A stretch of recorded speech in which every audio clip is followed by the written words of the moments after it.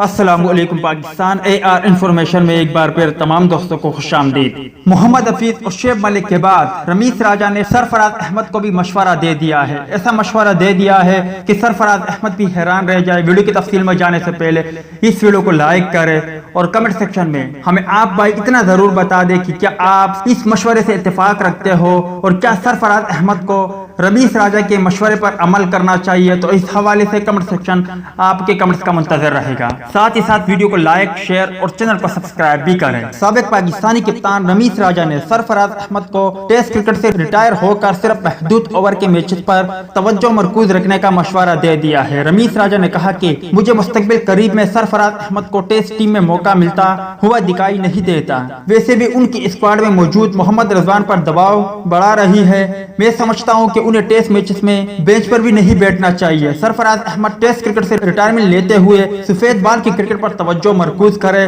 جس میں وہ بہتر ہے۔ پہلے ٹیسٹ میچ میں سرفراز احمد کے ساتھی پلیئر کو پانی پلانے اور جوتے لے جانے کے حوالے سے رمیز راجہ نے کہا کہ اس میں کچھ غلط نہیں۔ ویسٹ انڈیز سے دوسرے ٹیسٹ میچ میں جیمز اینڈرسن نہیں کھیلے تو وہ بھی ساتھی کھلاڑیوں کو پانی پلاتے ہوئے دکھائی دیے، مگر پاکستانی کرکٹ کلچر میں ایسی چیزوں کو اچھا نہیں سمجھا جاتا، خاص طور پر جب کوئی سابق کپتان ہو۔ تو دوست یہ تھی رمیز راجہ اور سرفراز احمد کے حوالے سے کچھ اپڈیٹ۔ امید کرتا ہوں آپ کو پسند آئی ہوگی۔ اس اپڈیٹ کے متعلق اپنی رائے کا اظہار کمنٹس باکس میں ضرور دیں۔